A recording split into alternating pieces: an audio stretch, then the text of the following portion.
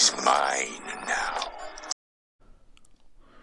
Hello everyone, this is VulKus. Today's video is going to be something new. We're going to be doing a top 5 countdown. And this one's going to be themed of LEGO Star Wars, which I haven't actually done that much of on the channel, even though I'm a massive LEGO Star Wars fan. I have been for most of my life. So I'm going to do a list of 5 LEGO minifigure, Star Wars minifigure designs that may have been replaced with many more variants, but they can never be fully replaced in our hearts. So, hope you enjoyed this video, and if you did, make sure to leave a like, comment, and subscribe to help the channel reach the ultimate goal of 1,000 subscribers. Let's get into the list. Okay, so coming in for number 5, there are actually several figures that could very easily go into this one spot, but I'm going to give it to this guy. The original design style of the Rebel pilot. So this right here is Wedge Antilles from, I think, the 2006 or 7 X-Wing. Now this one right here, the helmets were exclusive, so you had Biggs, Wedge, Dak, which his helmet was actually remade into a new helmet, but it essentially looked like this back then. And you also had Luke's Red 5 helmet, and this is Wedge. Now this is just so damn iconic though. The original vest for the Rebel pilot. No back printing, orange legs with grey hips, and this sort of pilot vest. Now this has been replaced many times with newer and admittedly much more detailed and accurate designs. Like this one here is still quite old. It's from 2010 or 11, I believe. And as you can see, significant improvements to the detailing, especially with the addition of extensive back printing. But this one just has this iconicity that no update can really top, especially with figures like Wedge, who has the standard smiley face in flesh. Just really iconic figure. So coming in at number 4, now, I mean, arguably this could be way higher up on the list, but it's a very broad selection that follow one theme, and that is just how many figures had the cross use of the same, few hair pieces and few pieces while still looking incredibly good, in my opinion. So we've got some iconic hair pieces like, who is a LEGO fan and does not remember this piece? Every goddamn dude figure, pretty much every figure of a dude had this piece. So, I will just prove right now that, we've got some of the older classic figures like 2005 Revenge of the Sith Obi-Wan, and this is so iconic, this figure, the 2007, I think this one is from, Han Solo here. We've got the 2008 Grand Moff Tarkin. And this, you might think this stopped after not that long, but it didn't stop for years. I mean, also from 2008, we've got the Jedi Luke Skywalker. But more recent ones, like we've got from 2010, we've got this Obi-Wan Kenobi that uses this hairpiece. And from, I believe, 2011 at least, if not even 2012, they had the updated Han Solo still using this hairpiece. And, this is the medal one from the dictionary, but still, a lot of the actual ones from normal sets still had this hairpiece. And it was used everywhere. And another example is the sort of default long hair piece, which had been a thing since the inception of LEGO. So we have the Farm Boy Luke, just ignore some of the mess on the hair and face there.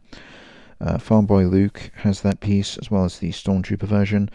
And then, it goes back a long time, because the classic 05 Anakin also has that hairpiece. Now, obviously these have long since been updated. We have the classic Leia as well, with the original bun hairpiece. The several versions still had that one on. So yeah, as I said, a lot of these have obviously been updated, but honestly, I don't think they could really capture the same iconicity with some of the newer designs. We've had figures like the 2019, that's twice I've forgotten the name now today, Dagobah Luke, which I think is a pretty great looking figure. It looks very good. You can see with the double-sided head, and it was basically a redesign after this monstrosity of a figure. Oh, what is that? The face is all wrong. It's way too detailed in the wrong areas. The hair is decent, but you know, not infinitely better than this piece, because I don't think the colouring was quite right. I think they definitely nailed it more with the Dagobah figure.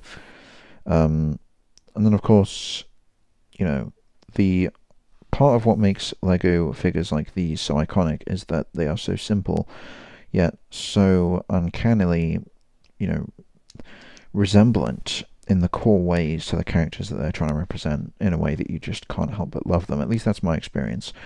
This is why it's my favourite era of Lego. So yeah, that is, in my opinion, a very iconic part of the older Lego, the hair pieces that they used and the general simplicity. Coming in at number 3, we have all the absolutely iconic designs for troopers. We have the Imperials and we have the Republic. So of course we have the TCW era clone trooper right here. Some of the awesome figures, like this one, Commander Fox, this one, Captain Rex. So obviously these were updated later on, but I think they're pretty damn iconic, especially for me when, you know, when these Lego figures were coming out. It was when I was actually just starting collecting Lego Star Wars, and these were sort of, you know, these just desirable, unattainable masterpieces of some kind of godly status. But obviously I'm not that enamored with them now, because I've kind of grown up a bit. Well, maybe a bit. No, but you know, these original designs were incredibly iconic, and they haven't really recaptured this again with some of the other characters yet.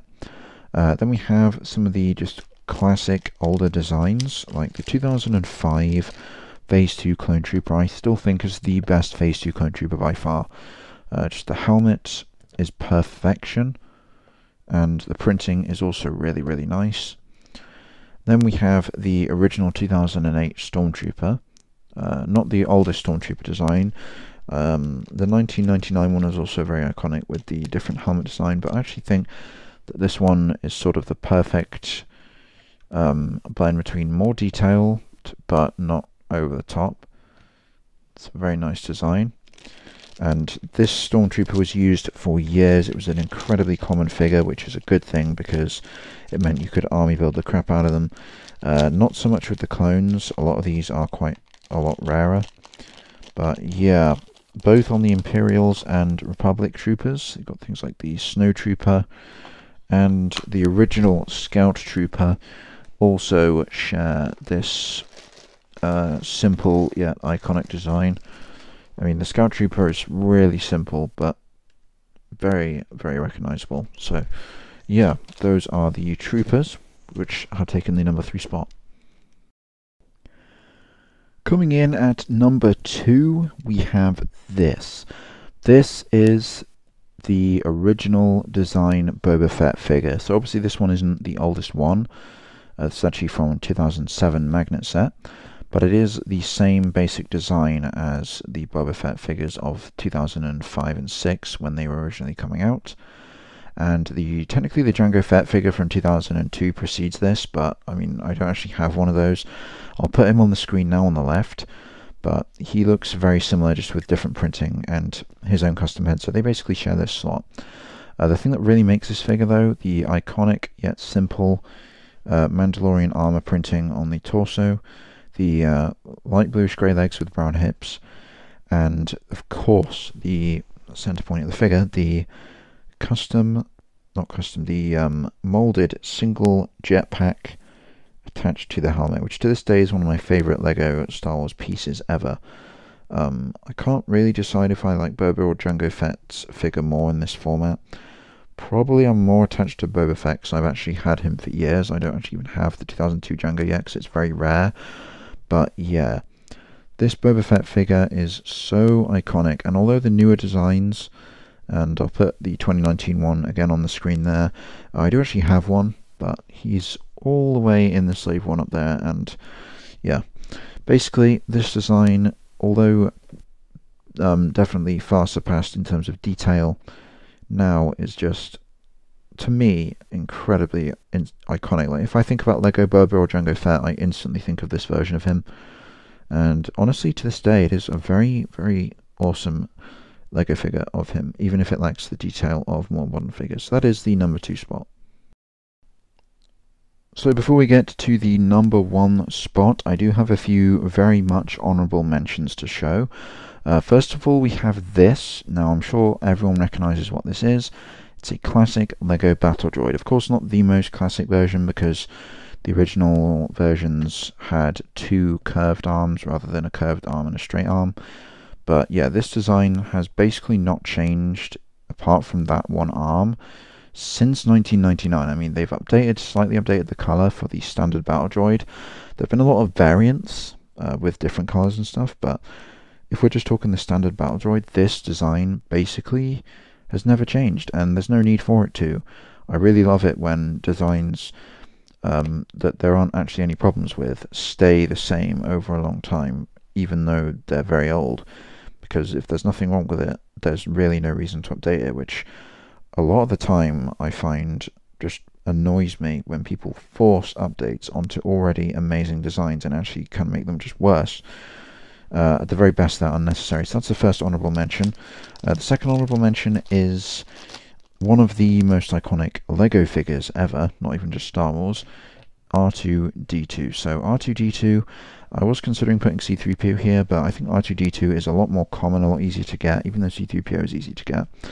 And his design has remained roughly, at least definitely the same 4 pieces for every astromech droid, which R2 started, has been the same for pretty much all of LEGO Star Wars' lifespan. This one right here is from 2008. He's not the most iconic one, but he's a very common one. A lot of people have this one. And yeah, LEGO R2-D2 is incredibly memorable. And the third and final honourable mention I have here, actually no, not the third and final, the third of the 4 is this right here from, it's the same design from 1999, but it's an updated version from the magnet set, and that is this. This is the original Darth Maul figure. So why is this figure so iconic? Well, it's, again, very simple.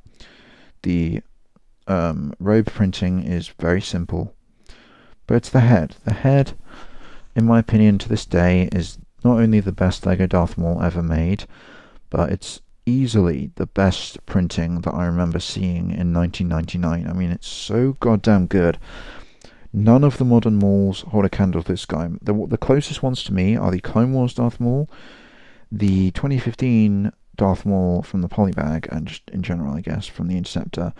And then there's this monstrosity, which, although I kind of disagree with people criticizing it, saying it looks too creepy, considering Darth Maul, in the later parts of his life, pretty much went completely insane. I do think it's not appropriate for a Phantom Menace Maul. As you can see, this head looks kind of, he's not got this massively overstated expression, which is very, very appropriate for the Phantom Menace version of his character, where he's this very subtly enraged warrior rather than an actually insane psychopath.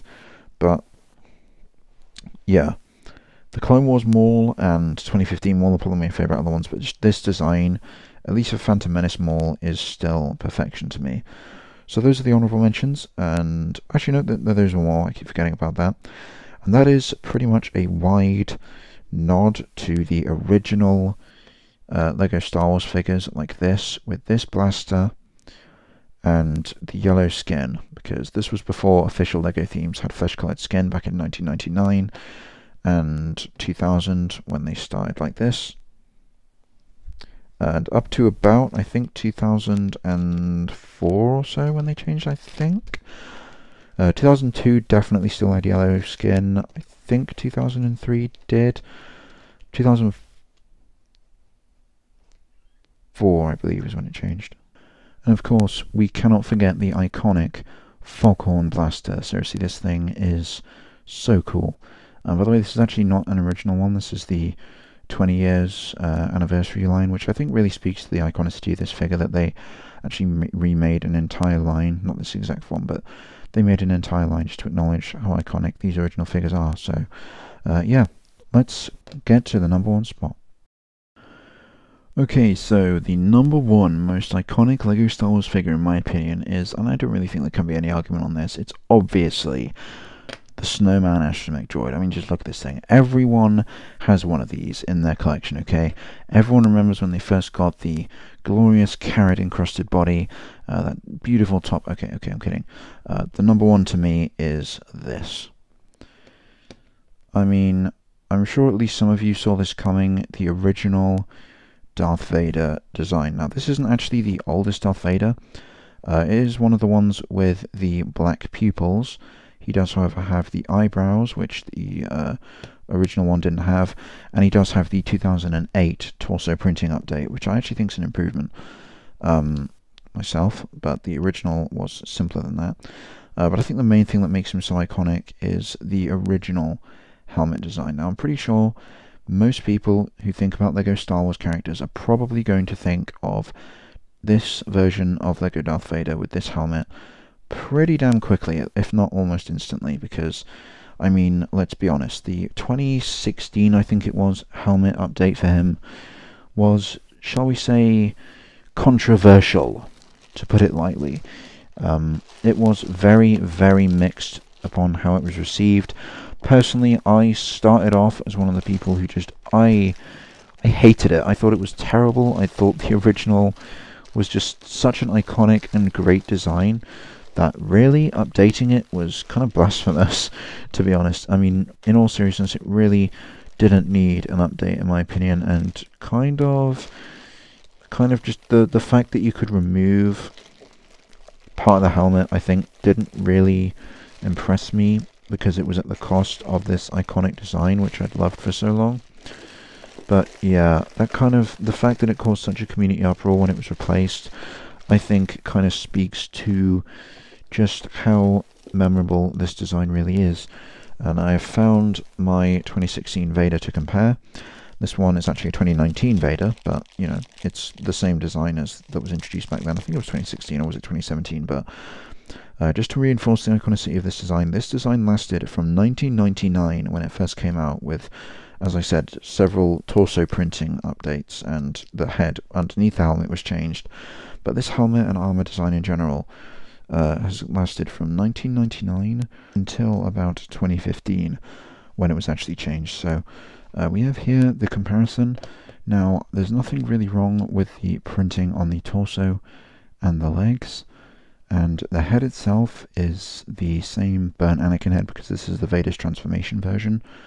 The version from the Death Star Duel set, I think, is a bit better, because it actually shows the head when in Return of the Jedi when he removes the mask. But yeah, the helmet is a bit derpy, to say the least. So here's what it looks like with it all being put together. Not as bad as I thought it looks, but it does kind of look like he is looking slightly up in the air. It does look just rather strange, a bit Bell-like. It just doesn't quite look right to me. And don't get me wrong, a lot of people actually do prefer this design to the original. It is certainly, again, more detailed. And honestly, just the face alone is much more accurate in the new version. Just the rest of the helmet just feels a bit off. So yeah, you can simply remove the top part of the helmet here, which is a pretty seamless thing. I like that a lot. And yeah, this is pretty much inspired by probably the 2008 Battle Damage Vader, but actually improved, so it looks like the bottom part of the helmet. But yeah, this figure can't touch how iconic the original is, so that's why I think he deserves number one on this list. let me know what you think of this list. Let me know what you think the most iconic or memorable, or, you know, the best Lego Star Wars figure is. I mean, this is just the most iconic one, so I'm not really saying the best here, but, you know, just if you comment down below about it, I will read it. So, thank you for watching this video, and again, if you enjoyed it, make sure to drop a like, a comment, or subscribe if you would like to help my channel reach 1,000 subscribers. Every single one of you who is subscribed, thank you. Every one of them is a difference to me, so make sure to check out some of the other videos on my channel as well, because I don't just make Lego videos. I actually haven't made many Lego videos yet, but I have made several others. I've also made a lot of different content, so make sure to check it out. I'm going to stop repeating myself now. This has been VulKus, and I'll see you next time.